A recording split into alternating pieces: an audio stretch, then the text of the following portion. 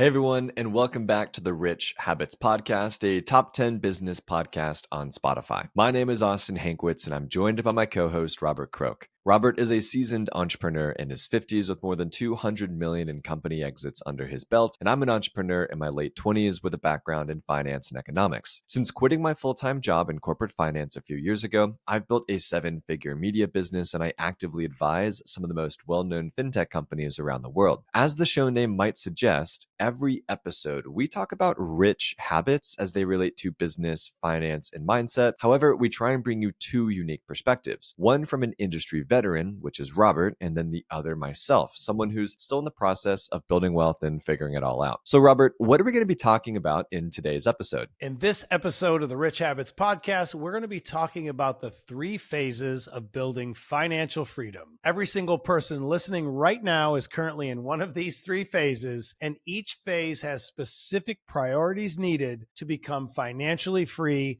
sooner than later. That's the key here. We want to get you guys set up earlier than later. A lot of people ask us, where do I start? What should I prioritize? And what's the shortest path to wealth for my situation? Because remember, it's not a one size fits all when you're building wealth and financial freedom. So in this episode, we look to answer not only these questions, but inspire our listeners to take notes and take action so you can figure it out right alongside of us. Yeah, Robert, I'm living proof that if you can, 1, figure out what phase you're in, and 2, actually do something about it, you can begin to really move the needle for your own financial situation. So, Robert, kick us off with phase number 1. Yes, phase number 1. This is where everyone seems to start. You're at a negative net worth. If you're like most 20-somethings and you just graduated college a few years ago, you've got debt, you likely have a negative net worth. So don't get down on yourself about this because we all have to start somewhere. Everyone thinks because maybe after college you've got the job and you've got a nice car and you're out there having fun that you're on the right track, but you likely have a negative net worth. And that's something we're going to talk about today. So having this negative net worth should put a fire under your butt to fix it. And here's how to fix it. You need to put yourself in a season of earning as much freaking money as you possibly can. It's just so important to understand this beginning phase because a lot of times when we look at people that are in their 20s, just graduated college, you grinded through it,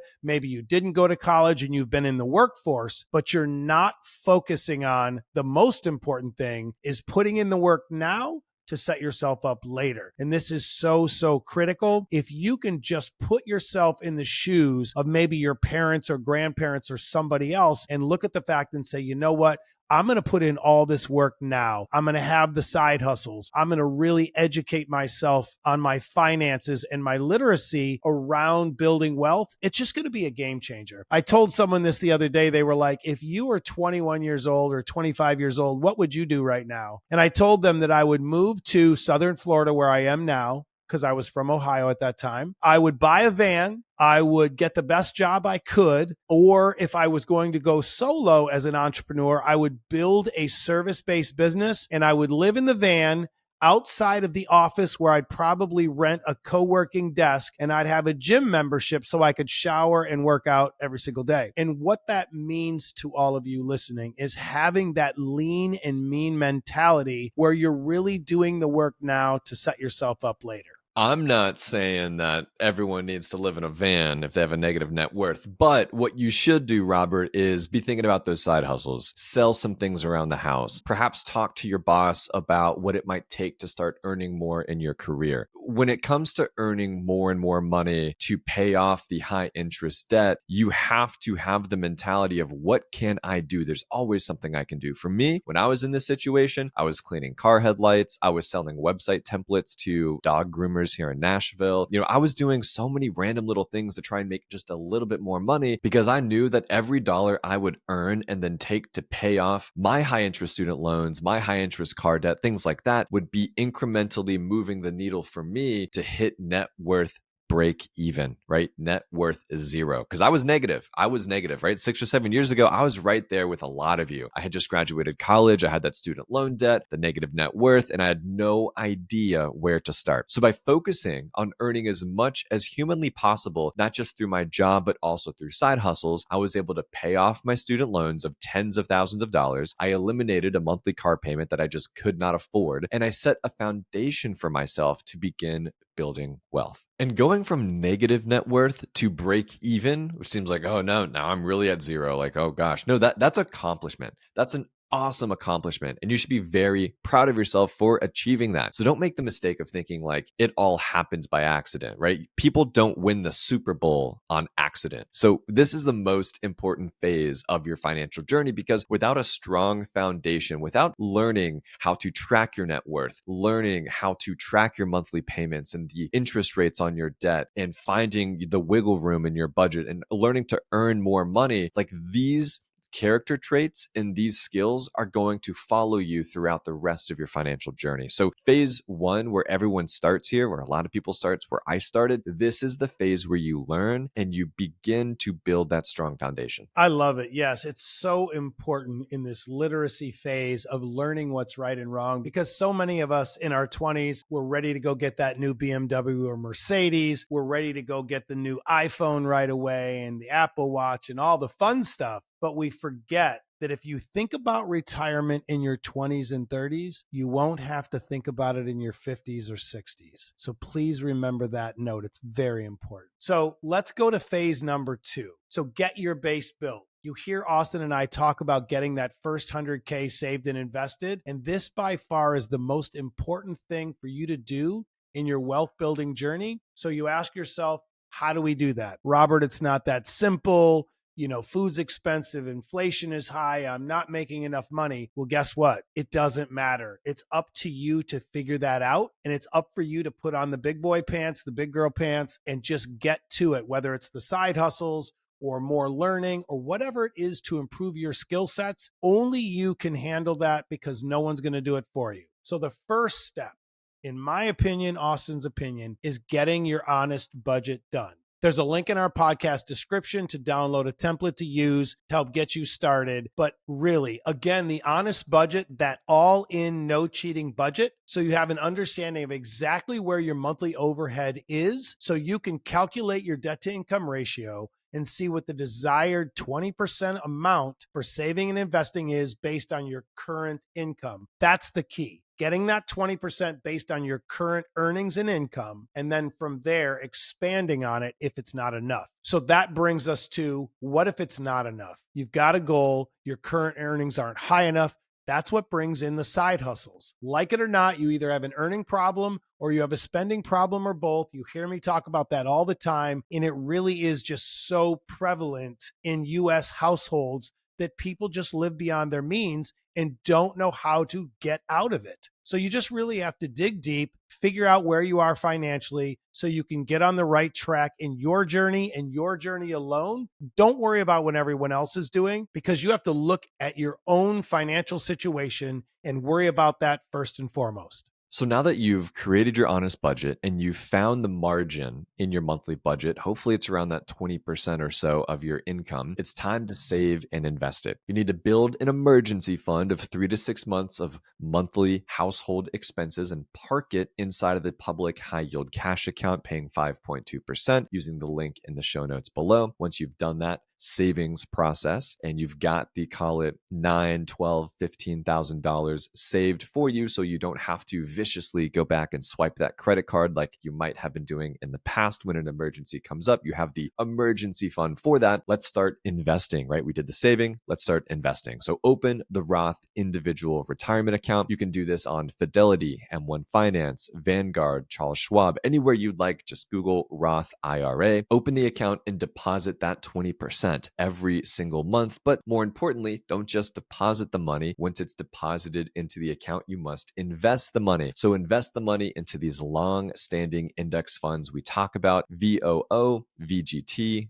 VTI, QQQ, MOAT. These are the index funds that you will be investing into now for a while, several years, until you hit $100,000 invested. Yeah, and the most important part here is don't take phase 2 lightly. I promise you, by getting that first 100K invested and making you money while you sleep, it is a tremendous step in securing your financial future. Intentionality plus discipline equals wealth. We're going to put this on t-shirts, coffee mugs, whatever we need to get everyone to understand that wealth doesn't happen by accident. You have to have a plan and follow the plan. So we said that in the last episode and we stand by it. Phase 2 is that math equation coming to life. This phase isn't an overnight phase either. You're going to be doing this for years, 5, 7, maybe 10 years, or more likely, depending on how much you're able to invest each year. So look at it this way. If you were to invest $12,000 a year or $1,000 per month, you would likely hit that 100K milestone in 6 to 7 years, depending on the current rate of return you would make in the markets. This is a process. Don't get discouraged. It just takes time, but trust me, it's well worth it when you get to that point and you're so proud and you can look at that account, see that 100K in there growing every single day. So critical. I mean, Charlie Munger said it best, right? I mean, what's his quote there? The first 100K is a bitch and it's really hard, but you got to do it. Because we all know, Robert, once you have that first $100,000 invested into the markets, compound interest is just going to take hold. Think about it like this. Let's say you had $10,000 in the markets, $10,000 invested into the stock market at an 8% return. What is that? $800 a year? That's not, I mean, $800. I'd rather go figure out how to earn $800 than passively try and take 10,000 and make 8% with it. But with $100,000 at an 8% return, that's $8,000 a year, right? That is several $100s a month that you are earning while you sleep because you now have this massive fund and this massive base built. Yeah, Austin, I love that outlook. And let's get that base built. I will stay on this hill for life that it's so important for everyone to understand. Get the first 100K first. Don't focus on being a multimillionaire out of the gate. You need the base. You need to make money while you sleep. It's just so important to understand that. I couldn't agree more, Robert. Now, before we jump into phase 3 of this episode, I mean, you all have heard us use the phrase, own the companies you know and love, but many of you might not know about the app we use to make that super easy for us. The name of the app is called Griffin, and it allows you to turn your real-time spending into investments. Remember, we want to own stock of the companies we know and buy from. Yeah, whether it's buying groceries at Walmart, a Spotify subscription, a quick Amazon order, or any other purchases from publicly traded companies, Griffin will automatically invest $1 into the company you're shopping at. The main point is we want to be shifting our approach from a consumer-based mindset to an investor-based mindset, and Griffin really helps with that. 100%. I'm personally an investor in this company. I have been a massive believer in their movement and their mission now for years, and I'm so excited that we now have a new partner that aligns so perfectly with the show, Robert. So you can simply download the Griffin app using the link in the show notes below. Once you've done that, you can connect a credit or debit card or even your bank account if you want to do that and begin passively investing into the companies that you're actually a consumer of. Every time you swipe your card, they will take an extra dollar on the purchase and invest it into the company's stock without charging any monthly fee or any commissions. So to be sure to visit the link in the description of this video. When you sign up using the code HABITS, all capitalized, you get an additional $5 of free stock. And of course, let us know if you have any questions. All right, phase 3. Now that you've got the 100K saved and invested, now it's time to accelerate your income and get you to the next step of $1 million or more. By accelerating your income, we mean diversification, allowing you to make even more money while you sleep. This could be investing into small businesses,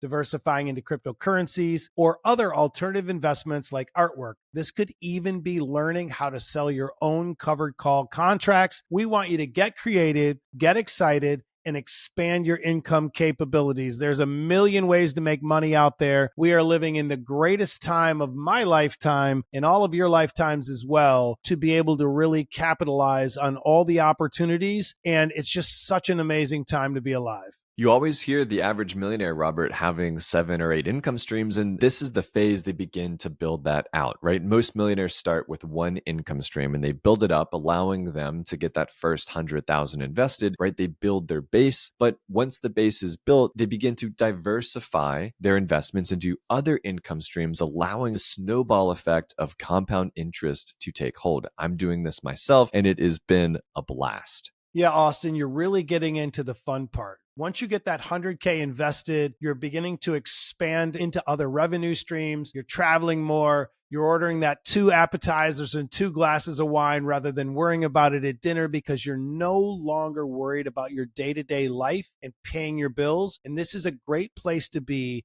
and just one of the most abundant feelings ever when you're finally not worrying about your day-to-day cash and living your lifestyle. So it's just really great because this is the first time in your life where you stop thinking budget and you start thinking forecast. You went from, I only have this amount of money every month, to we're forecasting this much to spend every month, because now you're living this abundant life and working your way towards having your investing on autopilot and being finally financially free and having all of your processes in order to advance your career and really reach financial freedom much sooner than maybe expected. I know, Robert, you're well past this phase because you are financially free. And I'd argue I am myself, but this is where I kind of think I am, right? I'm investing aggressively still right now. I'm actively trying to build passive income streams. If it's with covered calls or investment properties with real estate, I'm diversifying my assets into artwork, wine, whiskey, crypto, and other awesome asset classes. I'm getting as much money invested and working for me as possible so I can not only hit my goals,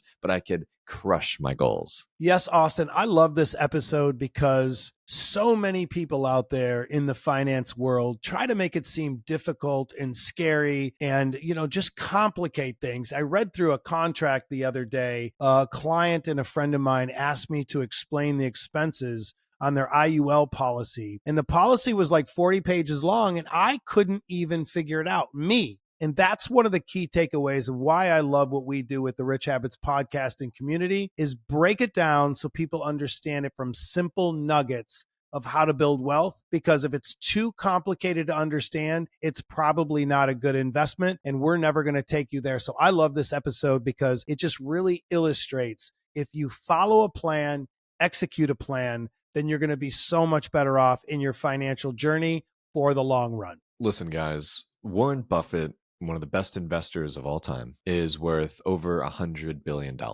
But he didn't make his first billion until he was, I think, 58 years old. And so I want everyone listening right now to realize this is a lifelong journey. We are not trying to get rich quick. We're trying to use tried and true methods to get rich slowly and certainly. We've tried to break it down into these 3 phases because these are the phases a lot of people find themselves in. We identify with these phases, and we need to realize and have those sort of come to Jesus moments of, wait a second, I am in phase 1. Or wait a second, I'm in phase 2, but I'm living like I'm in phase 3. Or I am in phase 3. I can let loose a little bit. I can start flexing my spending muscle and enjoying sort of a little bit more of my life, right? Everyone's in a different phase of their life. And we just really hope this episode was able to lay out the playbook, kind of peel back the curtains, and show you all that it's not as crazy as maybe these convoluted videos on TikTok or Instagram or Facebook might make it seem, or even YouTube, or these blogs about crazy, if it's a life insurance policy or credit card churning, or all these insane things that make you feel like you're not good enough, or you're not smart enough, or you're not capable. That's bullcrap. You are capable. You can do this. All you have to do is know the phase you're in and the priorities to focus on to help move the needle in your own phase so you can begin on your own financial journey. I love that. That was an amazing takeaway. We should just drop the mic, close the internet down today, and go to lunch. Wow, that was amazing. Okay, things are looking a lot better than they were a year ago. We avoided major bank collapses, but for how long? Small banks are barely staying afloat. Jerome Powell even admitted on record there will be more bank failures to come, and the biggest ones are either merging or reporting 4-year profit lows. But there's nothing to worry about. That is if you're properly diversified in your assets. We were just talking about diversification, Robert, right? And that's why this advertiser, Masterworks, is so important. The market's coming up on another crossroads with new CPI numbers, but no matter the results, you can still find growth potential and avoid volatility with low correlation, high upside assets like fine art. Now, Deloitte just released a projection saying that the art market is expected to grow to 2.9 trillion by 2026. That's a 31% nominal increase in just 2 years. But you don't need millions of dollars to invest into this market. You just need our sponsors at Masterworks. Yes, Masterworks has acquired over $500 million of fine art. And we're not talking about computer generated art. We're talking about legendary offerings like Picasso, Basquiat, and even Banksy. So over 915,000 users are on the platform, and more popular offerings have sold out within minutes. But Rich Habits users can skip the waitlist and start investing today. Just go to masterworks.com/richhabits. There's also going to be a link in the show notes below, so be sure to check that out. Robert and I both have invested into fine art. I started investing into fine art, I think it was in 21 or 22, and my annual return on these specific pieces that I chose, I think was around, Robert, like 30%. It's kind of crazy. I'm up big on some of my artwork investments. Now, obviously, investing involves risk, and I might have just got lucky here, but regardless, go learn about fine artwork. Learn about diversifying your investments using Masterworks. Robert and I both highly recommend them. Yeah, this is the phase 3 part that we talked about, where you're diversifying, you're looking at other asset classes that can expand on your revenue streams and your profit streams. And we love Masterworks. So now let's jump into an abbreviated version of our question and answer segment of the Rich Habits podcast. I know we're coming up on probably 23, 24 minutes right now, and we like to keep these episodes around the 30-minute range. So let's take a moment to hear from this episode's question submission, Tenny L. Tenny says, "Hello, Robert and Austin. My name is Tenny L, and I've been listening to your podcast for a couple months now. You guys are terrific and are exactly what I've been looking for to give me the push I need to get serious about achieving financial freedom. I'm 35 years old, and last year I inherited a lake house as part of an irrevocable trust. This property is valued at $450,000 as is. There's no mortgage, and I would like to tap into the equity to purchase perhaps maybe a duplex as well, or do some major renovations and then rent it out for passive income. If you were in my position, do you think that this is the best use of the equity, or do you have any other suggestions to maximize this potential opportunity? The house is not my primary residence. I currently rent in an apartment, and I pay less than $2,000 a month in rent. Thanks to both of you, Tenny." Robert, you're the real estate guy. As the real estate guy, what do you think about this? I love the question. I love the situation even better. Without having all of the information, I would say you could look at the HELOC, a home equity line of credit. I would research that first, see what kind of interest rate you can get on the HELOC, because that way you can pull some of the money out while still owning the home, get that equity out, invest in some other things, because you don't want to just, especially because lucky for you, you have no mortgage. You just don't want to let that much equity sit there and be kind of that dead money. And it also depends on what the capital appreciation is in that area for a property like that. I'd love to know more about that in the future. But right now, I would say your best bet would be that home equity line of credit to be able to get some capital out, look at a duplex, triplex, or a quadplex, and really look at the Fannie Mae 5% down mortgage right now that's being offered, because you can buy up to 4 doors,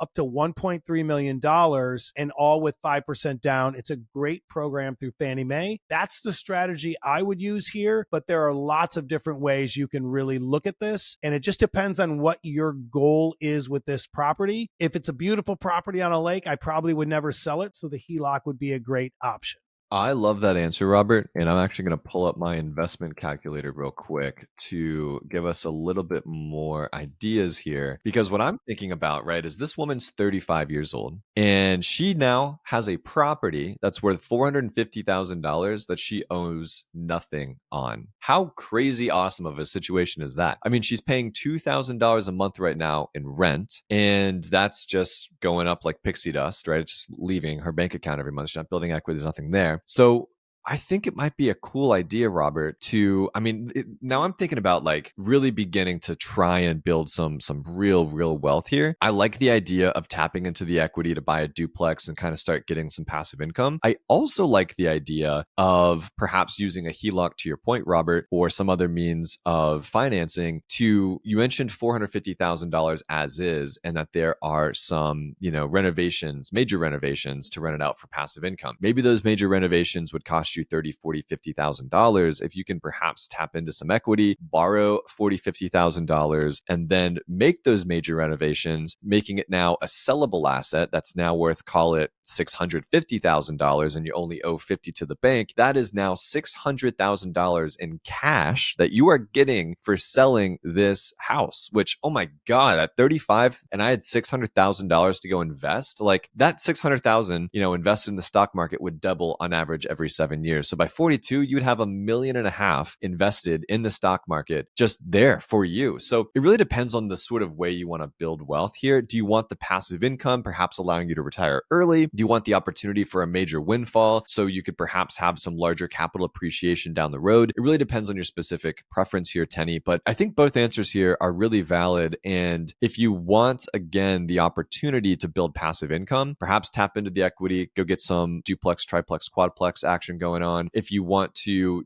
sell the lake house for this maybe 600, 650, borrow against the equity to make those renovations and then sell it, take that money and invest in the markets, maybe take that money to go buy your own house. It says you're renting right now, right? Maybe that's a good idea. I mean, there's just so many different possibilities here. It's a really great situation to be in. However, I am respectful knowing that you did inherit this because probably a loved one passed away, and we do empathize with that. Yeah, I mean, the other way to look at this too, it's kind of a mix of both, is if you don't have serious family ties, childhood memories, and it's just a property that you inherited and you can look at it as such, then it might make sense to do that HELOC, do the renovation, sell it, do a 1031 exchange into a new property. And then having that 1031 exchange helps you kick the can down the road on the capital gains tax on this. So there are other strategies as well. So if you want help with this further, feel free to DM me on Instagram or TikTok, because this is a great situation that could set you up for life. But there are lots of ways to skin the cat here and do the best strategy. So I'd love to hear more if you want to DM me. Great question from Tenny L. Everyone, thanks so much for listening and tuning in to this episode of the Rich Habits Podcast. A quick couple reminders. On March 27th at 4 p.m., Robert and I will be hosting another awesome webinar. We had over 900 people join us on our last webinar. We've already got 400 people signed up for this one. We only have 1,000 seats, so be sure to join us on this webinar. We're going to be talking about how to build an investment portfolio from scratch. We're going to talk about what it means from a diversification perspective, perhaps the stock market, retirement accounts, cryptocurrency, fine artwork. I mean, we're going to break down everything. I'm going to show you all of my portfolio, the stocks I have, the ETFs I have, everything I'm doing as a phase 3 investor to be building wealth, as well as what Robert's up to as well. So it's going to be a great webinar. There's a link in the description below. Go check that out. There's also a link in both of our stand stores. This webinar is going to be a blast. Yeah, I love these webinars, because it's, again, furthers our agenda of no gatekeeping and just trying to help everyone figure all this out, because, wealth building and financial freedom, it's a moving target. Life gets in the way, things happen, and you just have to figure it out and stick to your plan as much as you can. And I just love these webinars for that, because we can really spell things out in a much more long form than we can on a live or on a podcast. And I'm just really, really excited about this one. And again, thank you each and every week, all of you that follow along, that give us those 5-star reviews, that share with a friend, and just really spread the word about the Rich Habits Podcast. I thank you from the bottom of my heart, and I know Austin does too. So thank you for joining us each and every week. Thanks, everyone, and have a great start to your week.